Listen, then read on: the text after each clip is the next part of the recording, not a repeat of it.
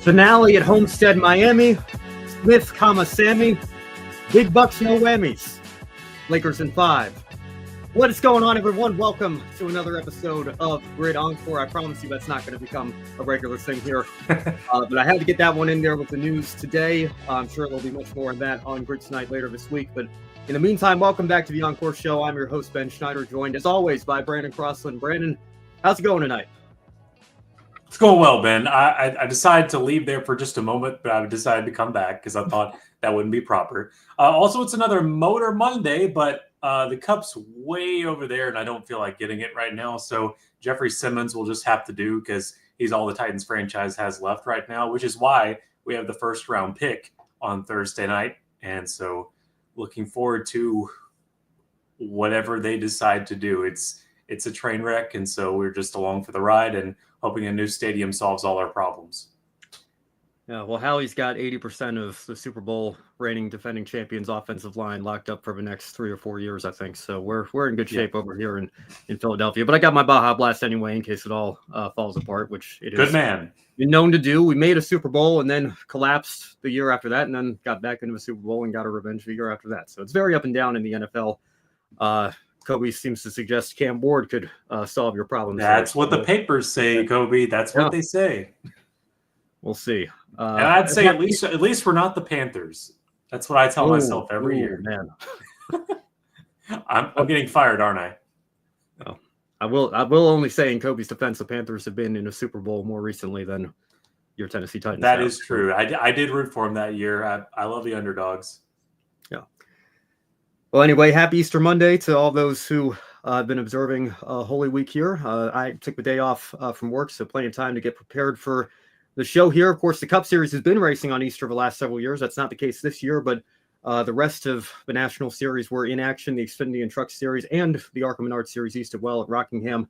Formula 2 also in action in Saudi Arabia. And, you know, I love talking about the Hall of Fame. We got some news on that front today as well. We're going to be talking about who is new to the ballot and who might get elected from that ballot to the class of 2026. But before we do any of that, as always, I want to give a shout out to our Patreon supporters, Colin, Deshelle, Mark, Robin, David, and Matthew. Thank you so much for continuing to invest in what we do here at the Grid Network. And if you like what you see on this evening's show and you want to consider joining them, there's a link to our Patreon page in the description box below. Or if you're watching us live on YouTube and you'd rather just tip us a one-time contribution instead, you can hit that super chat button or visit the Buy Me a Coffee link in the description box below as well. And before we get into Xfinity, I see we have another comment from Kobe here. Loves a little trash talk, not firing you that easily, Brandon, so you don't have to worry about that. Job security, love it. Absolutely. Well, let's get started here with the Xfinity Series and have to talk about the final result here to start off. We all thought we were going to be talking about Jesse Love win. Jesse Love certainly had the best car, I think, there through much of the race, and certainly at the end pulling away to win the race. But it's ultimately Sammy Smith who has inherited the victory. Jesse Love got disqualified, and we'll bring up the second page of the results here. A rare disqualification that did not result in a last place finish because Justin Bonsignor also was disqualified. He was disqualified for not having enough lug nuts secured with Jesse Love. It was an issue with the rear suspension. Fortunately, my editor-in-chief, Brock Beard, was at the track this weekend, so he didn't even have time to start the Katherine Legge article before the disqualification news came out, so he didn't have to do any sort of rewrite there. I think he had an idea in mind for what he was going to say, but it saved him that rewrite there was a double disqualification. So Jesse Love, even though he loses the win, he does not inherit the last place finish, a rare instance where we have multiple cars disqualified there at the end. But Brandon, just getting back to Sammy Smith, obviously a big deal for him to get this win. Certainly, you could say a little bit of revenge, I guess, for what happened at Martinsville. An unfortunate situation there, but he now has his win. He's now locked into the NASCAR postseason, our playoffs here. What was your reaction to getting the news that Jesse Love had been disqualified after what seemed like an emotional win for him in NASCAR's return to Rockingham? Yeah, my initial reaction was just whack. Like, come on. Like, this is just – it's the story we get all too often, especially in 2025, of just, finding out much later that the winner is disqualified and it's going to the second place guy. But I'm sure that's not how Sammy Smith would want to get that win. Jesse Love was going to get his second win of 2025 potentially there. But I know that's probably not how Sammy would want it, or Junior Motorsports for that matter. But you'll take it where you can find it, and at the Rock, that's a really cool place to grab the victory for the Dale Earnhardt Incorporated 8 to find victory lane. So that was nice to see, but not really the fashion I think any of us would prefer it to be. But yeah, that's a really rare occurrence though there for it to not go all the way to the tail of the field. You see Justin Bonsignore, as you mentioned, having the lug nut issues, already put him there before Jesse Love could even make his way to the bottom and make a last car article. Yeah, unfortunate situation. I know some people were suggesting maybe when Jesse tried to park his car in the front stretch and it rolled off the banking, that maybe there was something there that had happened. I don't know. I know Bosie posted that thread, and again, I'm not a mechanic. It all kind of goes all over my head there. But if you want to check out his thread on X/Twitter, he posted a pretty good breakdown of the suspension issue that resulted in the disqualification. And I suppose it is possible that Brock may need to, well, I guess Bonsignore would still be your last place finisher nonetheless. But for context in the article, RCR is appealing with disqualification. So we've seen it with Ryan Blaney in the past. As they do. You never know when stuff like that happens. Sometimes we have a change, then we have a change back. So we'll just have to wait and see. It looked like it was pretty clear cut, though. I don't know how. I mean, Parker Clearman couldn't get his disqualification overturned. I have a feeling Jesse Love's going to have a hard time doing that, but you never know. So we'll keep our eye on that in the next couple of days here, see if anything changes on that front. But yeah, I'm pretty much exactly with you, Brandon. As much as I did not approve of the move Sammy Smith made at Martinsville, it is cool to see that number font back in victory lane. Although, again, I think not under the circumstances that anybody wanted, and not with the celebration and the pictures that everybody would have been expecting. Jesse Love even posted on his Instagram, like, we came to get a trophy and we left the track with a trophy, and we're going to be moving on to Talladega next weekend. So there you go. But looking at the rest of his top 5 here, some names that we're not too accustomed to seeing up here. How about Alpha Prime Racing, Parker Retzlaff, and a great qualifying lap for him as well. Both starting and finishing in the runner-up spot there. Brennan Poole, as well as teammate, with another top 5 finish. Harrison Burton, great to see AM Racing back up towards the front. And then Taylor Gray, he was right there, not too far off of where Sammy Smith was.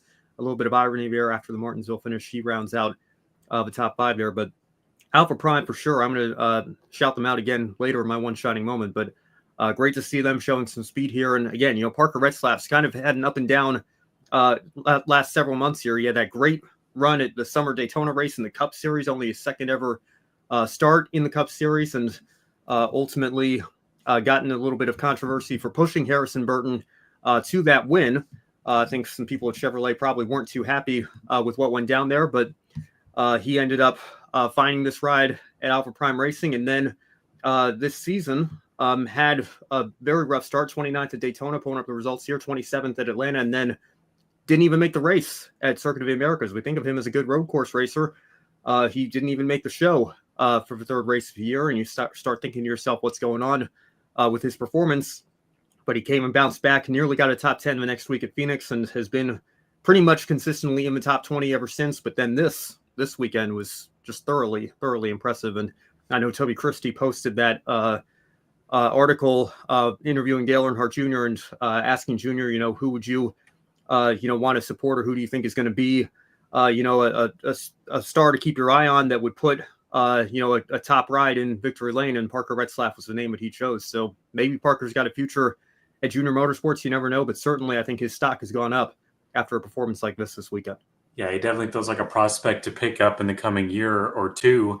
I look at 7th through 10th there, Ben, and I'm thoroughly impressed. Josh Williams, Jeb Burton, Daniel Dye, they all needed some solid runs, and they got one here. And look at Jeremy Clements there, the Grizzly veteran, with the 10th place finish. Also, how about Dean Thompson winning stage 2 as well? That was his first stage win, and had an 11th place finish to show for it. Yeah, forgive me here. I'm just going to look up. I think when is Jeremy Clements, I think, is on track to pass Kenny Wallace next year, I think, in terms of all-time starts leader in the Xfinity Series. I know he's crossed over 500 now. So I know he's getting up there. So great to see him still plugging away this series with his family team, his second top 10 of the year. So good run for him as well. Now, I'm going to talk much more about this on the Women in Motorsports show, which we are actually taping right after this show. Of course, that show's not live like this one is. So for anybody interested in that, you'll probably be able to catch that at some point, either late this evening or tomorrow morning here, whenever we can get that uploaded. But the elephant in the room we do have to address, like I said, I think we all thought it was going to be a Katherine Legge last car article. Obviously, the double disqualification changed that, but I think what Eric Estep said on his social media, which he took some heat for, I think, and the trolls kind of fed off of that, which is unfortunate, but I don't think he was wrong.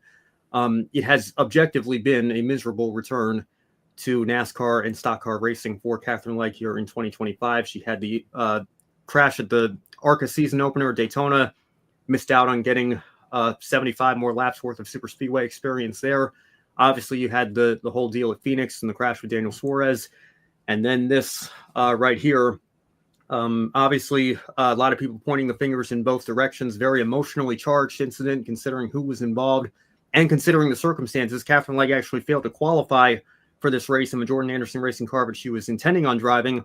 A deal was made with Joey Gase's team. JJ Yeley stepped out of his car so that Katherine Legge could enter the race and gain that experience. And unfortunately, the deal did not work out for her. At the end, she leaves with a 36th place finish. William Sawalich got into her rear bumper, spun her out, and really unfortunate feel-good story of the weekend. Kasey Kahne, great to see him back NASCAR, but his comeback race kind of had a damper put on it with that incident. He was still able to soldier on and finish 14th. 14th, yeah. But probably not as high as he would have been had that incident not occurred. So, Brennan, I'll give you the opportunity to give your thoughts quickly on the incident. I think we've all had 48 hours to calm down now. We can look at it with a more objective eye through an objective lens here. Nick Sanchez seems to get around Katherine Legge without very much issue. Do you think William Sawalich had enough room on the inside to pass her? Was he primarily at fault, or would you say Katherine Legge maybe should have been a little bit further up the racetrack to make it easier for a young 18-year-old who is inexperienced in his own right to make that pass? It's really hard to say for me. I mean, I've watched the discourse go on, and I see around both perspectives. I know that sounds just like a politician, but at the same time, as I remember it, North Carolina Speedway or Rockingham or the Rock is a very tightly wound track. It's very particular, very thin. We saw lots of 3-wide scenarios go terribly wrong on Saturday, just proving how precise and it demands a specific line to drive, or you're not going to make it through, much less with lap traffic involved. So when I saw William Sawalich just ram into Katherine Legge there in turn one, it from first look, it looks like, well, Sawalich just didn't see what was ahead and wasn't thinking a corner or two ahead and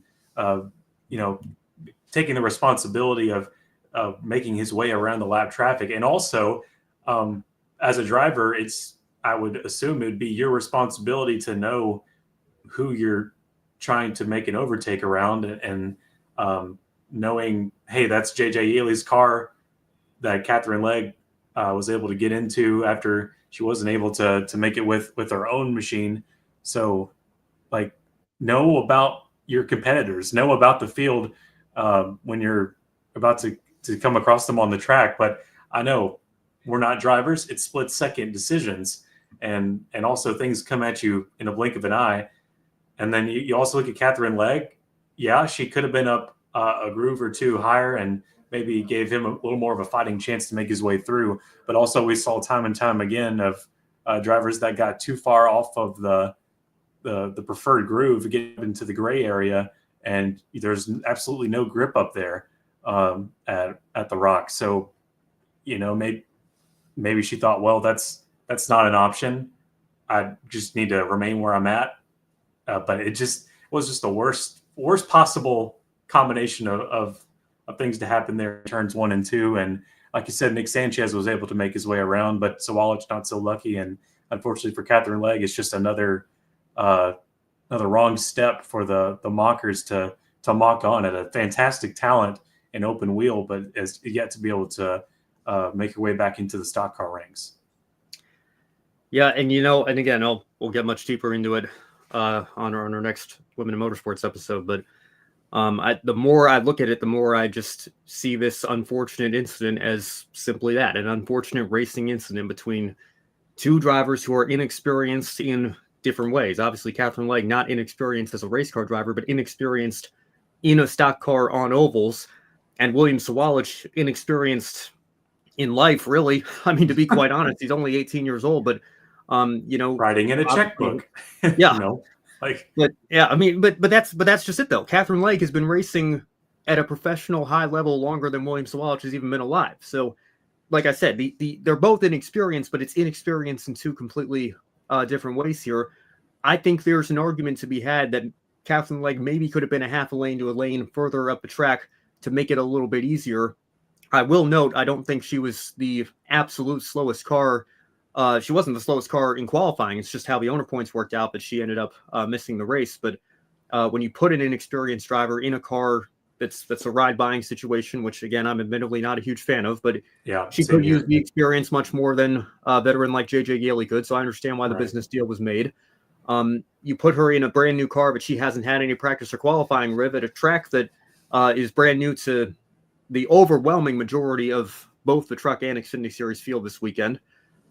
I mean, I understand that she's, going to be prone to not being 100%, perfect and making mistakes of her own right. But at the same time, I do think perhaps you could make the argument as well that a more experienced driver than the 18-year-old William Sawalich maybe would have gotten off the throttle a little bit sooner and had room on the inside where Nick Sanchez went to make that pass, where you could maybe say the 18 spotter should have been thinking a little bit further ahead and gotten on the radio and said something. I don't know. I think it is a very unfortunate incident and situation because of who was involved. And again, I hate it for Katherine Legge because it did ultimately feed the trolls that came out after Phoenix. They were out in full force once again.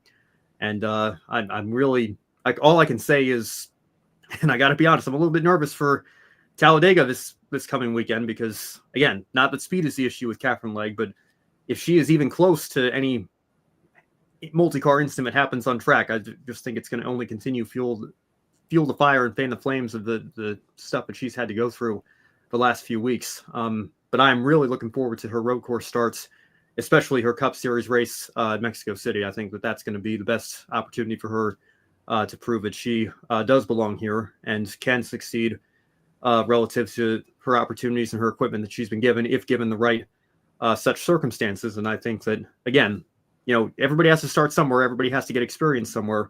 But this was just a really unfortunate deal the way it played out. And especially with Kahne getting taken out as well. I know that didn't help the morale of the fan base. There are a lot of everybody's favorite driver for the weekend. Yeah, exactly. For obvious reasons. I mean, it was genuinely almost the worst case scenario you could come up with there, him getting taken out as well. Yeah, it's just not. Even if Rockingham had never left the schedule, like, it's still not fair to put green stock car talent at a place like the Rock. It's just so demanding of more experience. Like, I think it's kind of underestimated sometimes. Like, I look at it along the same lines as like putting a rookie at Darlington. Like, it demands a certain type of way to drive the track, or you won't be doing well. You won't be going fast. I'm not saying it's a one groove place, but I don't think it was possible for Sawalich's sake. I don't think it was possible for him to take that inside lane as easily as it looks. It's just so narrow, so tightly wound of a place.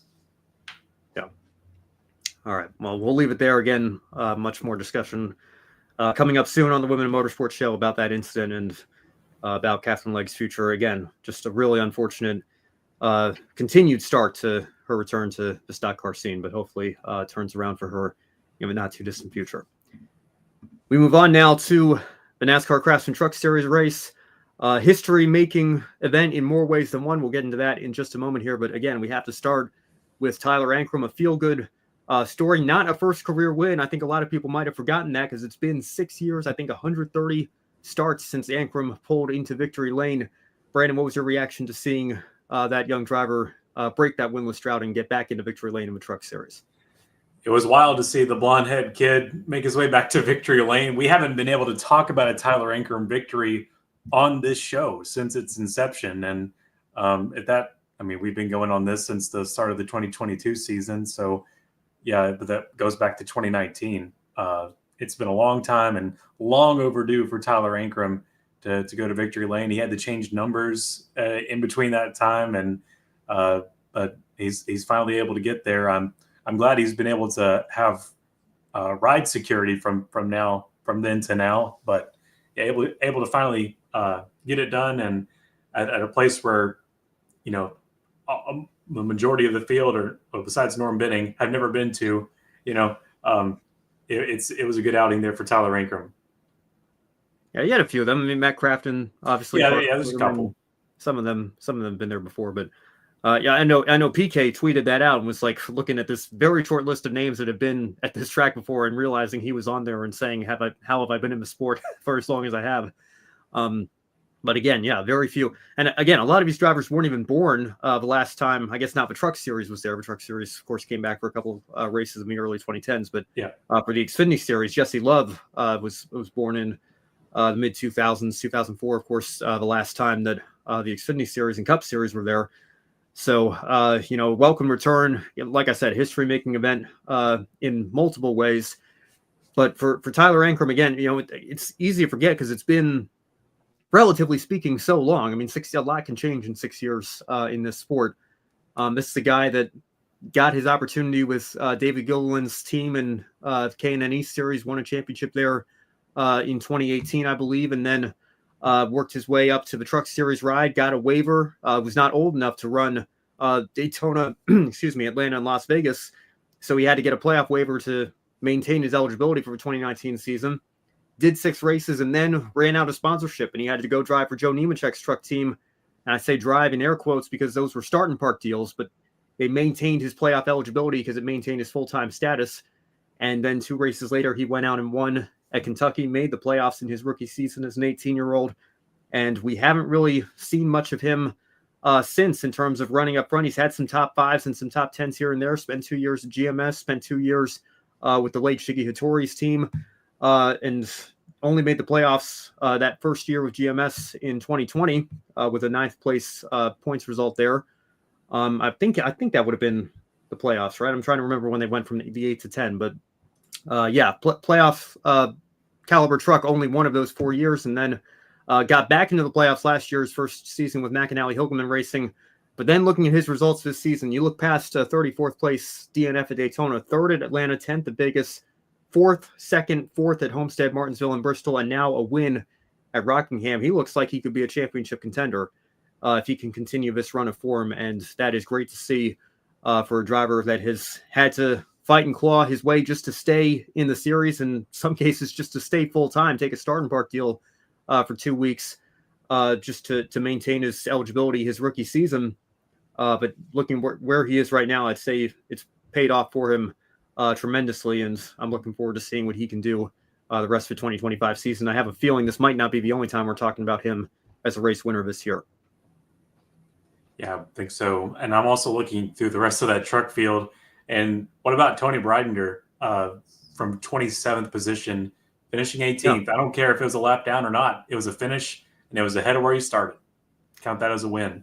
Yeah, solid result for her. I believe that's her best result of the season here. And yeah, some more solid runs throughout the field as well. Daniel Hemrick, of course, the teammate to Tyler Ankrum. Jake Garcia, probably career weekend for him. I think was starting on the pole and then ended up in second there. So that's right. You got to figure if he continues to showcase that kind of speed that his win's coming as well. Yeah, and Raja Karuth from the 21st position. Yeah, you're probably going to mention him there. Yeah, Raja, another strong run for him as well. And again, somebody who certainly was not old enough to be racing in this series the last time the trucks were there. I think only 10 or 11 years old he was. in 2012 and 2013. He was making stop motions the last time they raced here.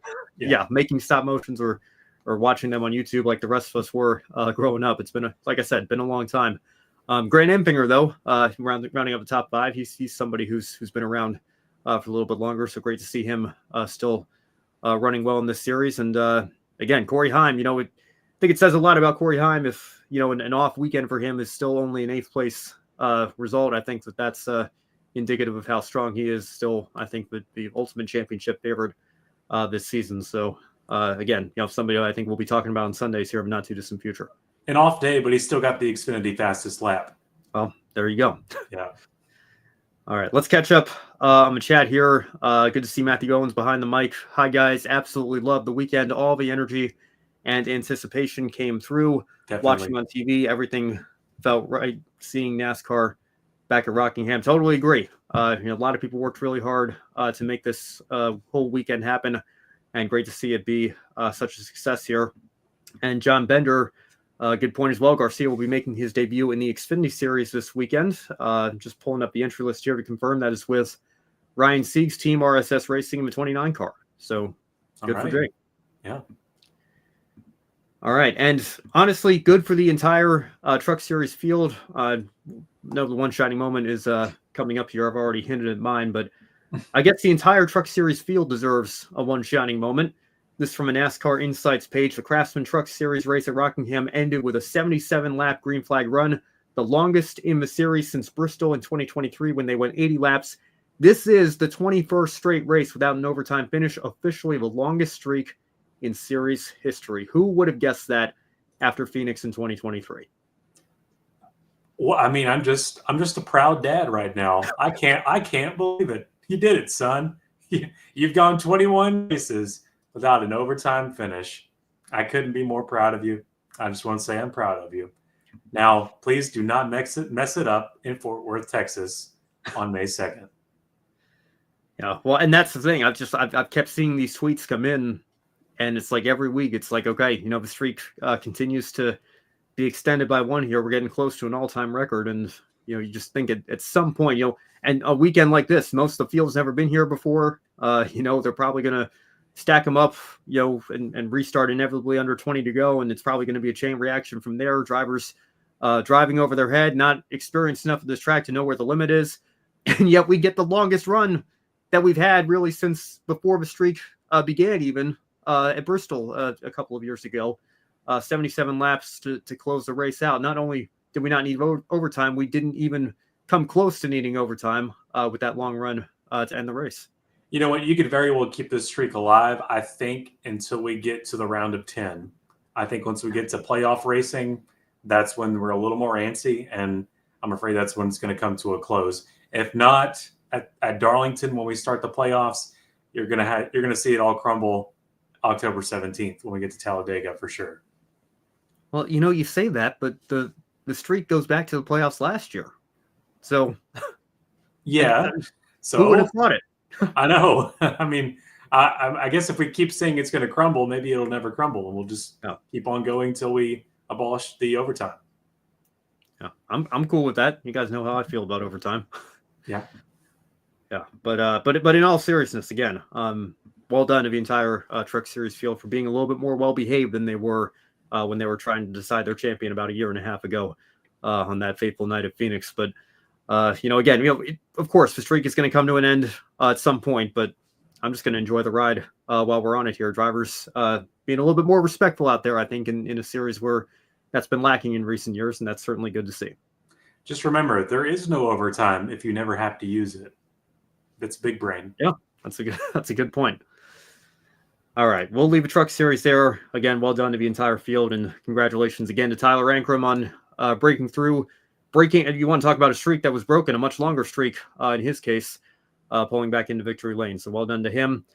We'll round it off here with the ARCA Menards Series East. Again, I don't have too much to say about this race. I know I couldn't catch it live. I was at a track meet, but I know race fans were able to catch it live on Tubi, the free channel that NASCAR has there now, the simulcast with Flow Racing. So well done. Again, like Matthew said in the chat, like you said, Brandon, the entire weekend, a win for the fans, I think. They got to see a series that doesn't normally get shown on live national TV like that. And again, I know it's only Tubi, it's a streaming platform, but free to access for anybody who wanted a link this weekend. So great to see that happening for ARCA. I want to congratulate Brent Cruz, very dominant race win for him, and William Sawalich again. You know, it comes down to having that Joe Gibbs equipment in this series makes you favorite to pull into victory lane or at least run top two, and that's exactly what their two cars did this weekend. Eloy Falcon, great run for him up there, finishing in the top three on what I believe was series debut. So strong run there. And Andy J, top five for him as well. Great to see his independent team continuing to run well. Lainey Bice made her debut as well for Rev Racing. I'll be shouting that out in my one shining moment, hopefully in the Women in Motorsports show later tonight. And Spencer Gallagher, that's a name that should be familiar to a lot of NASCAR fans, especially with Talladega coming back up this weekend. He made his return to the stock car scene and came away with a top 10 run there in a weekend that was up and down for him as well. I know he had some issues in either practice or qualifying, but was able to bounce back for a top 10. So well done to him. And that's your entire rundown for the ARCA Menards Series East results. And that's your weekend at Rockingham. I think, Brandon, like you said, great success for all the fans and for everybody that made this weekend possible. Great to see NASCAR back at the Rock. And I will say probably the biggest ARCA Menards Series East race crowd in quite some time, having all those people there to see an East race. Yeah, absolutely. You know, and again, I think there were some concerns with how late the Xfinity Series race was running.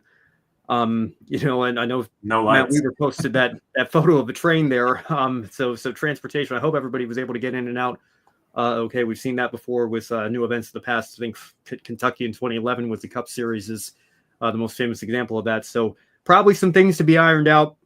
I know I heard some people that were working at the track were saying that some of the amenities could have been a little bit more well put together, but again, for first weekend back, the place was grass 5 years ago. So yeah, I would hope that we could certainly make those improvements in time for the race next year for sure. And who knows, maybe if it is a continued success, then I wouldn't rule out Cup Series eventually making their return as well. So who knows? Make sure short tracks first. That is true. We do need to get that. Xfinity is still the superior product on the short track level. Yeah.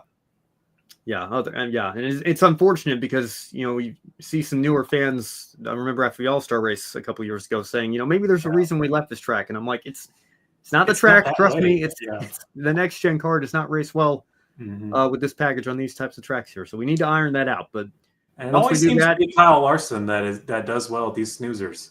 Yeah. Yeah, that's true too. If somebody else could challenge Kyle, that would probably help as well. But he does seem to have those places figured out. So. Yeah, the car certainly is not messed up to him. Yeah, exactly right. All right, let's have an open segment here before we close out the show with the F2 recap.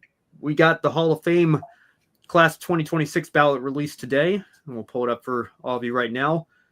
Some familiar names on both ballots here, but new names include Kurt Busch and Randy LaJoie on the Modern Era ballot, and I want to talk about each of those drivers right now. Obviously, Kurt very recently retired his first year of eligibility, 34 wins, a Cup Series championship. You've got to think that he's going to be a favorite to be a first ballot Hall of Famer, although there are no guarantees. There are certainly a lot of deserving nominees on that ballot. And then Randy LaJoie, I think maybe might have raised some eyebrows making the ballot here. Some people saying that, we didn't think of him, as having too stellar of a career in this sport. But he is a two-time champion in the Xfinity Series. He won 15 races, but he had a very short peak in that series for how long he was in the sport as a driver. Of course, he also has done some great work in terms of safety with seat designs in this sport. So you have to think that would play a role in his contributions overall as well. But let's start with Kurt Busch. Brandon, do you look at Kurt Busch's resume and see first ballot Hall of Famer there?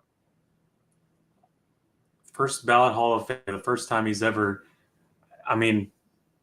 what would be your good definition of a first ballot Hall of Famer? It depends on, I think a lot of it depends on who is sharing the ballot with you. I think, Dale Earnhardt Jr., is maybe more borderline first ballot when you look at his Cup Series stats alone, but then you factor in his Xfinity stats and what he's done in the sport as an owner and then in the world of media. I have no ballot with him going in on the first ballot, and also being the 15-time most popular driver that he is, the figure in the sport that he is as a whole. I think all pulled together, no problem with him being a first ballot Hall of Famer with the class that he went in with.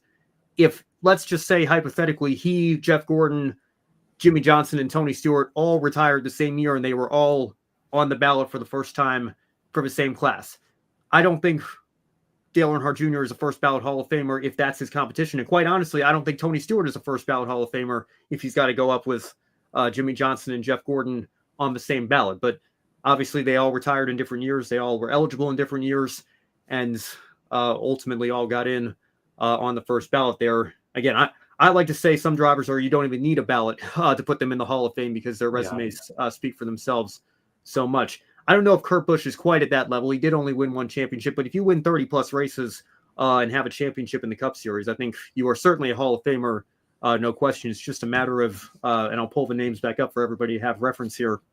You look at some of these names like Greg Biffle, Neil Bonnet has been waiting for such a long time. Harry Gant is getting up there. He's in his 80s now. You certainly would want to see him go in while he's still with us. He's been overdue for quite a while, I think. I don't know. When you look at these names, Brandon, do you think there are two names that outshine Kurt Busch in terms of keeping him from getting in on the first ballot? The two to me are Neil Bonnet and Handsome Harry Gant. I think those two are a little more, a little more iconic maybe for as far as who would be more deserving to be in the NASCAR Hall of Fame first.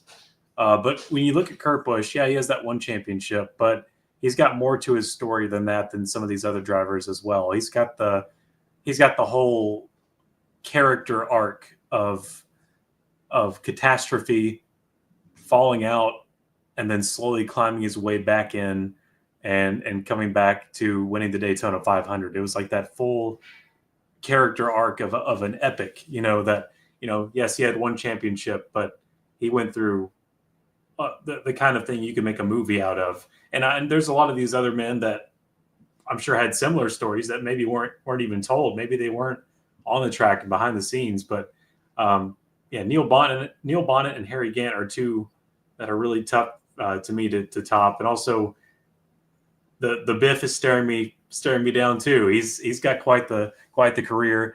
Jeff Burton, maybe not as great of a career as he would have hoped for, but a great behind the broadcast booth, still a really iconic driver. You can't deny that.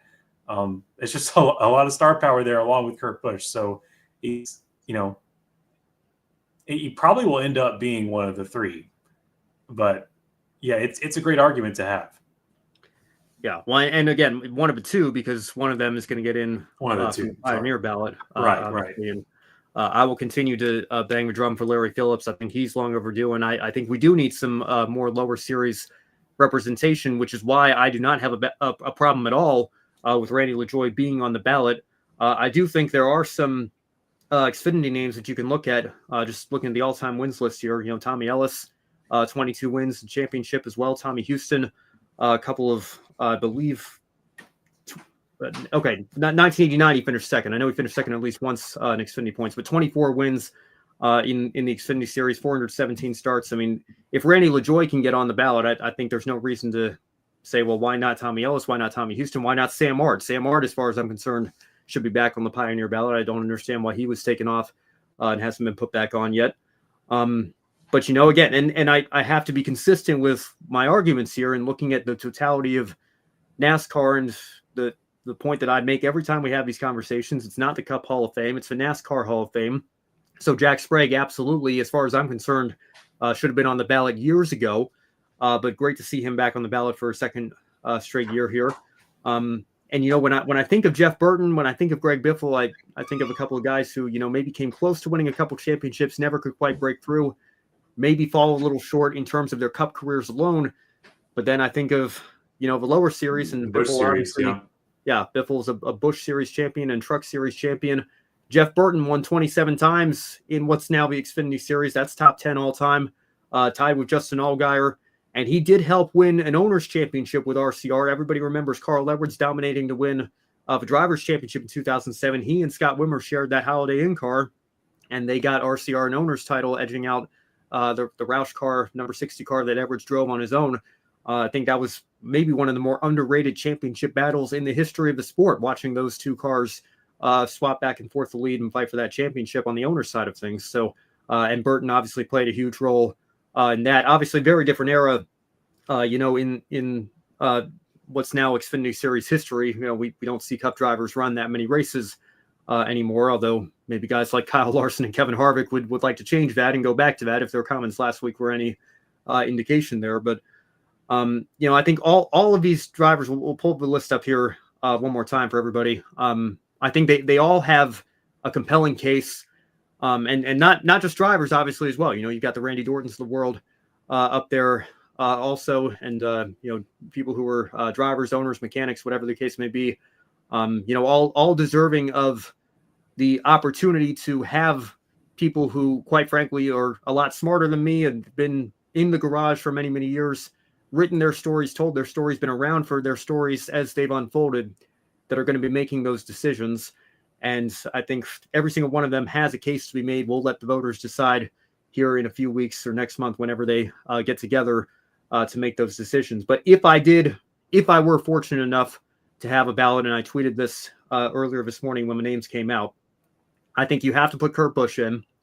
I don't see any way around it. I think he has the strongest resume of everybody that is on that ballot right now. Again, if it were him up against Jeff Gordon and Jimmy Johnson still waiting to get in, then I think Kurt's not a first ballot Hall of Famer against those two.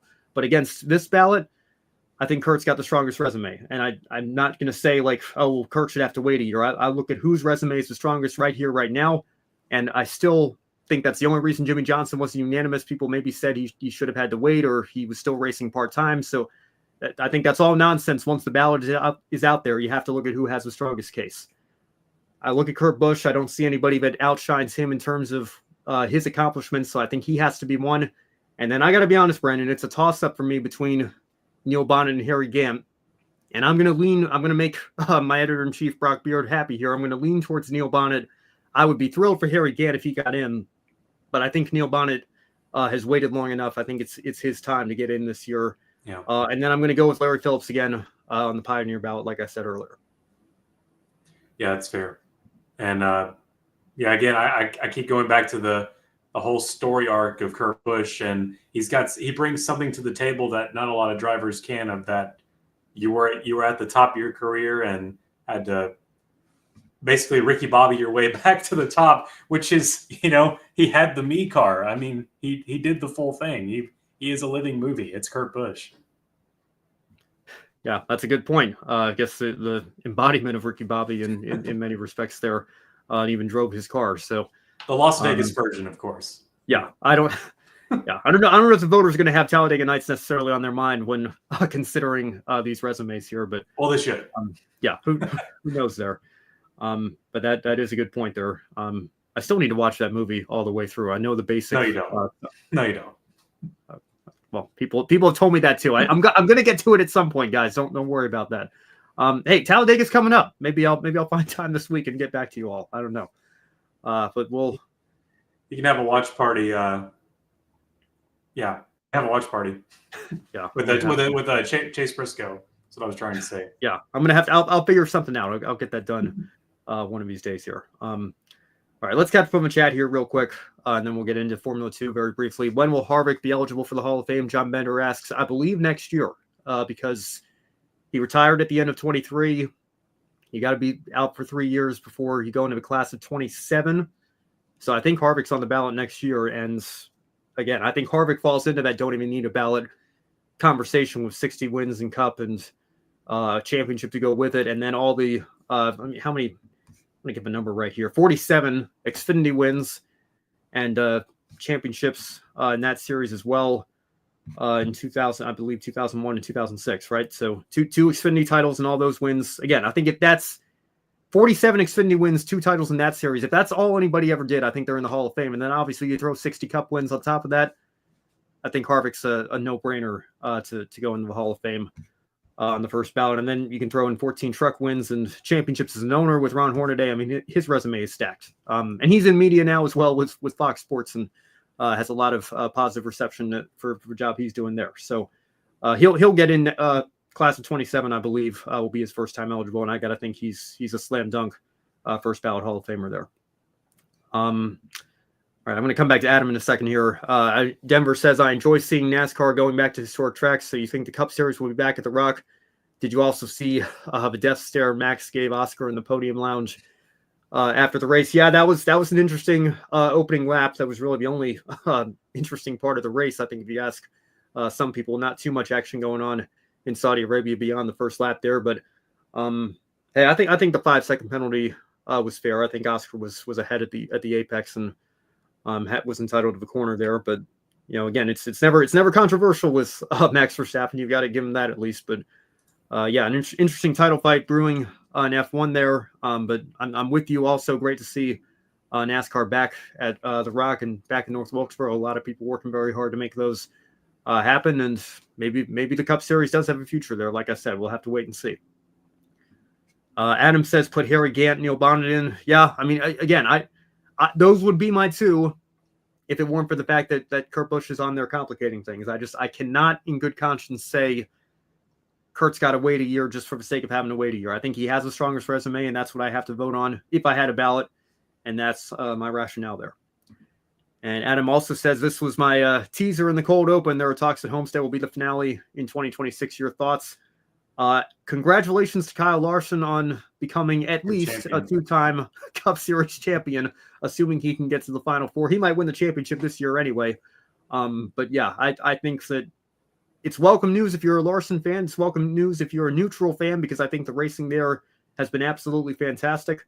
Although, I say that Tyler Reddick pulled off a heck of a move to win there last year and is also just as good at running that top line. So if he gets back in the championship 4, I suppose that's a possibility too. But as it would be for any of those 4, you never know how these races are going to play out. But I'm very excited. I hope that the attendance is strong. I hope that it's a success. It sounds, I trust Jordan Bianchi on the Athletic on that one. And again, we'll see, if it becomes a rotating finale, I hope that it is a rotation and it's not just we're going to go here and then we're going to, never go back for another 10 years after that. I hope it's like an every 2 or 3 year situation, quite honestly, because I think the quality of racing that Homestead puts on is unrivaled by few and far between in the Cup Series in terms of the destinations that they go to. So that is a welcome piece of news for me. I'm sure there's going to be more on that on Grid Tonight later this week. I don't want to speak too much for what Kobe's going to put together for Matt and Josh to talk about, but welcome news in the NASCAR community nonetheless, that's for sure. So I don't know, Brandon, you have any thoughts on Homestead real quick? Other than it's going to be an awesome finale again, and I wouldn't be too upset if it stayed there on a non-rotation schedule, unlike you, but like how it was. But at least the championships can be consistent when it comes to the end. But that would be my only gripe. But yeah, I trust Jordan just like you. So yeah, this is definitely really good news for the championship weekend. You never really have problems as far as attendance with the championship because everyone wants to go to that no matter where it is, what market you're in. So it's good news for sure. Yeah, and I'd be fine with Homestead being there on a permanent basis as well, to be clear. I'm just saying, I think when you have a championship format like this, and again, everybody knows I'm not a huge fan of the format to begin with, but I think if you have a format like this, and if you have drivers like Kyle Larson and Tyler Reddick who are masters of the top groove at that racetrack and are very strong at that racetrack, I do think it gives them a little bit of a competitive advantage if we have a one-race winner-take-all finale and the finale is at that same track every year compared to, a driver who maybe isn't as strong at that track, is strong everywhere else. Imagine if the finale's at Martinsville one year.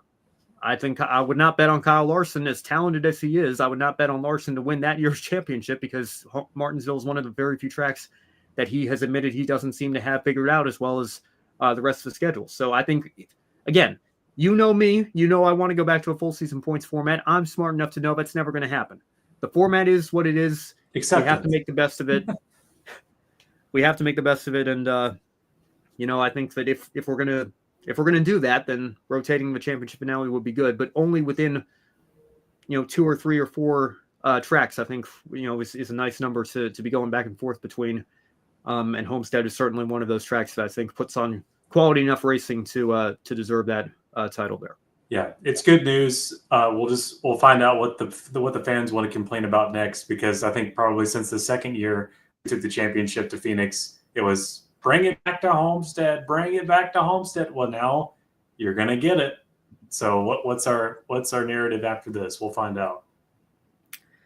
And real quick as well, Denver saying, what about road or street course? I don't know. I think one street course is probably enough. I think that it gives Chicago enough of an identity to be a one-time thing for the year. Although that event might rotate as well. You never know. I know NASCAR wants to get back in the Southern California market, so we'll see. I don't think a street course, definitely not a street course, should be the finale. Mm-hmm. And quite honestly, I don't know about a road course either. I think if you have a predominantly oval series and you have this format, your finale should probably be on an oval. That's not to say I don't think. I don't know. New York in November would probably be a little too cold there, but I think Watkins Glen puts on fantastic racing. We saw it last year with SVG and Chris Buescher. So again, if the finale were a little bit earlier in the year, I think Watkins Glen would put on great racing for sure to decide a championship. But again, it's as many road courses as we've added. It's still overwhelmingly a predominantly oval series. Yeah, that's probably where your finale should be.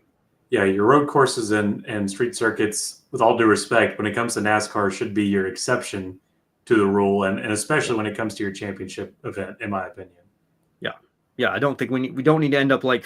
I mean, I think IndyCar has the opposite problem to an extent, but if we had like 19 ovals and 17 road courses, I think we're really getting away from what built NASCAR's identity there. I think road courses certainly have a place in the sport, but I think we're at a nice number now. I think 2 was probably not enough, but anything more than 5 or 6, I think is starting to push it a little bit in terms of how many times we want to be doing that every year.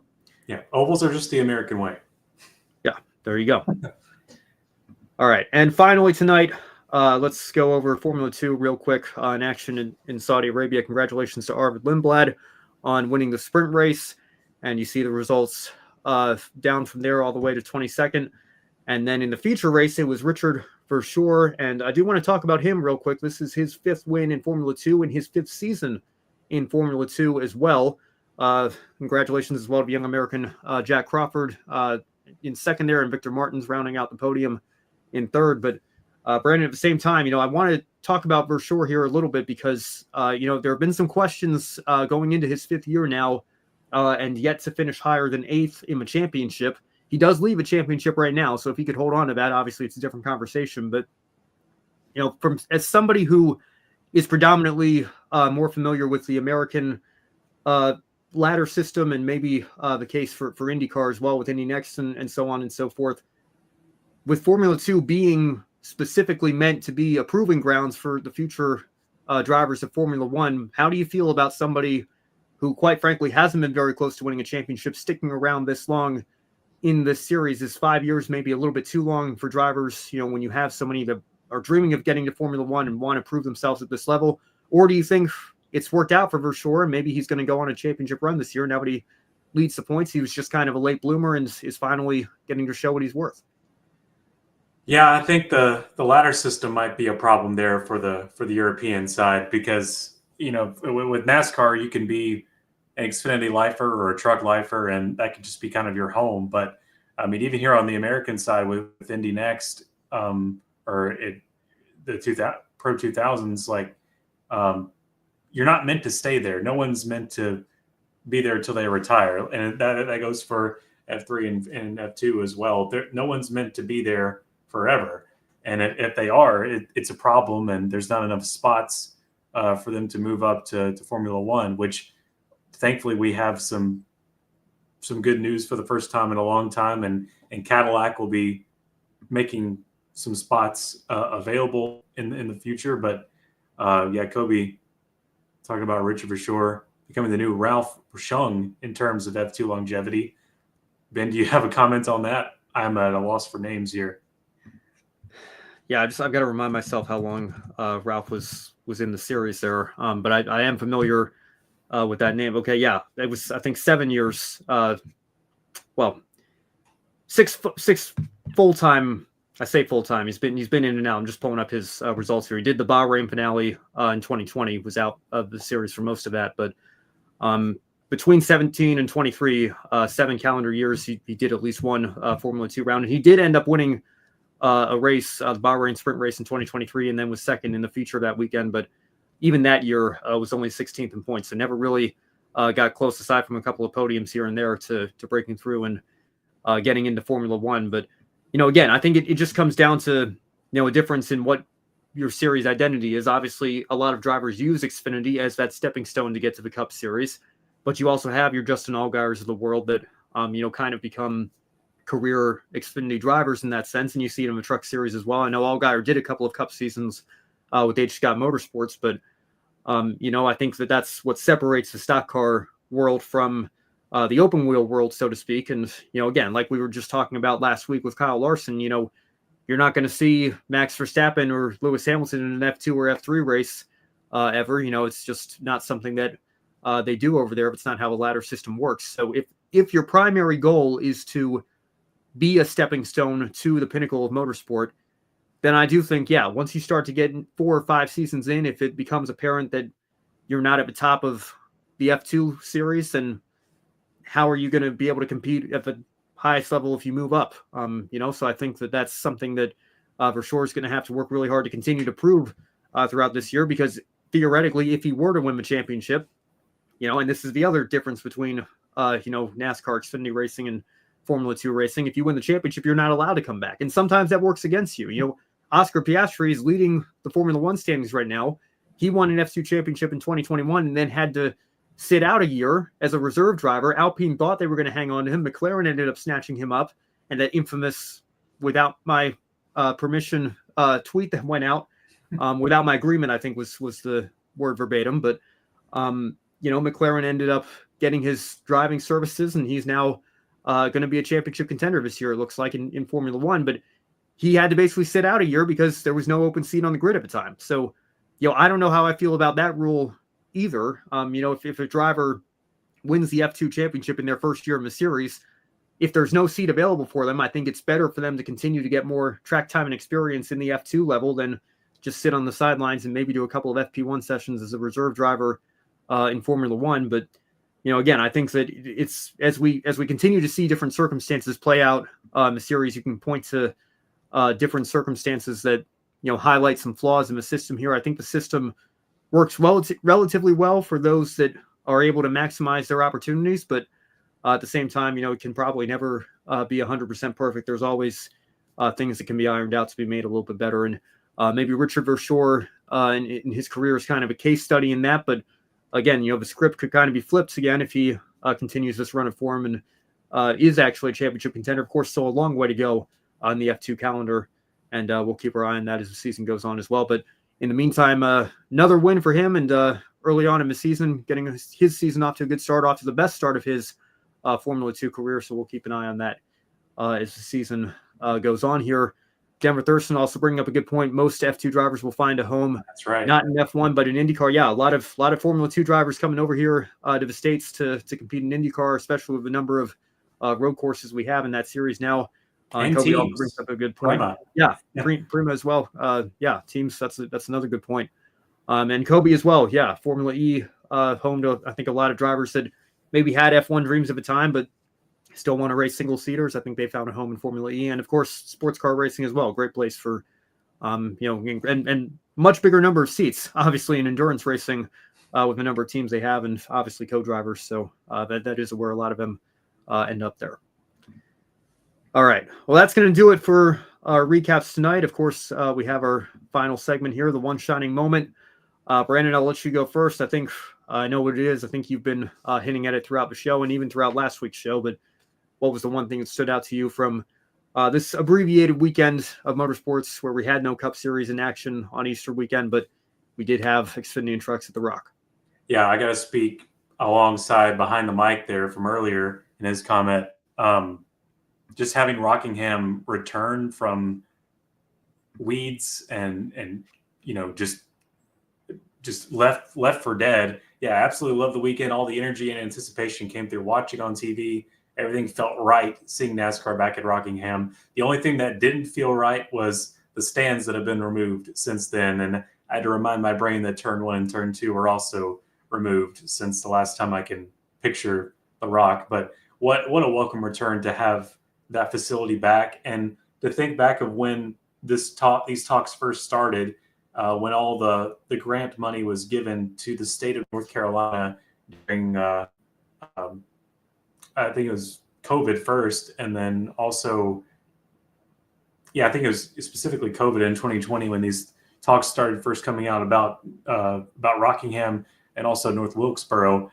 And whether you like that administration or not, that's one of those amazing things that happened during that time, was all this money that was put into the state of North Carolina for places like that, like entertainment complexes, and NASCAR benefited from that very greatly. And so to see that come back, to see that what they've been working on for so long become a reality, whether Cup returns or not in the near future, it was a fantastic weekend from the looks of it. And people had to put their money where their mouth was because they wanted Rockingham back for so long. And to see those stands completely packed, sold out, it was great to see that for them. Yeah, totally agree. Like I said, great weekend all around, and some great runs as well from some names you don't normally see up at the front, or don't often see up at the front, given the limitations of their equipment. As independents fighting for their lives to stay alive in this series. And I want to give a shout out to Alpha Prime Racing again, second and fourth. You would think we were at Talladega and the stars aligned in a draft. Maybe we'll see a repeat of this here next week, but to get this done at Rockingham, Parker Retzlaff again, I think proving why so many people rate him so highly, including the great Dale Earnhardt Jr. And who knows what his future is going to hold as well. But really putting his stock up there this weekend with a great run in qualifying and then backing it up in the race. And Brennan Poole as well. Again, somebody who I think Talladega owes one a little bit. Everybody remembers what he thought was his first win way back in that Ganassi car all those years ago. We'll see if he can get a little bit of redemption for that coming up here at Talladega as well. But Alpha Prime Racing, everybody over there, Tom and Joe Martins, you guys are doing a great job building that program up. That is my one shining moment. And that is our show for this evening. So thank you all so much for tuning in. A little bit over an hour here. I got to go get ready for Women in Motorsports taping here. So I'll rush through this closing here. But thank you all so much for watching as always. Be sure to follow us on all our social media platforms, X/Twitter, Threads, or Blue Sky, whatever microblogging platform you're on. We are on all three. And you can also find us on Facebook, Instagram, TikTok, Twitch, LinkedIn. Most importantly, subscribe to the YouTube channel right here and visit our newly relaunched website at gridnetworktv.com. If you really liked what you saw this evening, you can take a few minutes after the show to join Colin, Michelle, Mark, Robin, David, and Matthew in investing in our Patreon. You can also become a member of the Grid Network YouTube channel, or if you'd rather make a one-time contribution to us instead, you can visit the Buy Me a Coffee link in the description box below. Or if you're watching us on YouTube live or after the fact, super chats and super thanks are options for you as well if you want to tip us to help us continue to grow this motorsports media outlet here at the Grid Network. Now, taking a look at our upcoming schedule, as I mentioned, Women in Motorsports taping right after this. That will either be up later tonight or tomorrow morning, so make sure you stay tuned for that. Much more on the Katherine Legge situation and Formula F1 Academy, rather, in Saudi Arabia this weekend as well. They had their second round of the year, so we'll be recapping those two races that were held. Wednesday, Kobe will be back with Grid Tonight, and Josh Birch and Matt White. As always, want to wish a happy birthday to Joshua Birch as well, our colleague here, frequent guest contributor to the Encore show through F2 and F3 coverage. So happy birthday to him. And then we'll have our new pre-race show format, NASCAR on Thursday, Grid Live pre-race this weekend to follow, and then obviously a wrap-up show. And then we're right back here in a week's time for the next episode of Encore. Brandon, any final thoughts from you before we sign off for the evening? I do. We are 1 weekend away before 33 drivers will make their way to a little plane in Speedway, Indiana, and chase immortality. It is the greatest spectacle in racing, the Indianapolis 500. It is coming up the month of May, and we should all be very, very excited for what is to come. If Fox can bring back that music and that intro, then I will never say a bad word about their coverage again. Yeah, you got to bring back. These are the eyes of Alexander Rossi. Your eyes, they see. Yeah. Yeah, I can hear it in Paul Page's voice, honestly. Yeah. Yeah. And I don't know. I would love to. Yeah, don't get me started on the Delta Force intro there. I get very nostalgic for that here. Yeah, that would be awesome if they could bring that back. But never too early to start counting down the days for Indy 500. I wonder if Matthew Owens is still in the chat here. I'm sure he has the exact number right off the top of his head right now. He knows the hours. Yeah. Yeah, absolutely.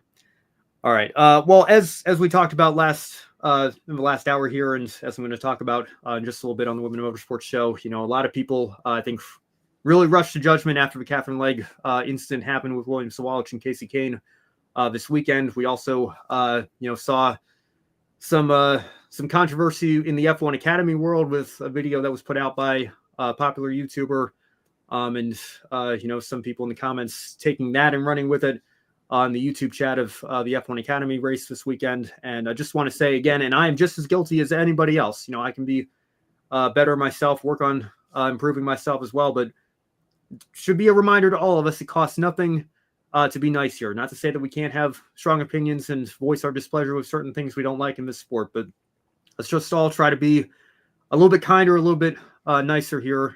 Maybe it's just because I'm in a good mood because it was Holy Week last week and it was Easter Sunday yesterday. And I'm feeling a sense of forgiveness right now, but I think we could all be a little bit kinder here, especially in this era of social media. I think the internet has trained us to just spew our thoughts without really giving it a second thought and thinking of the implications of that. So let's all pitch in, try to do a little bit better through the rest of 2025. If you must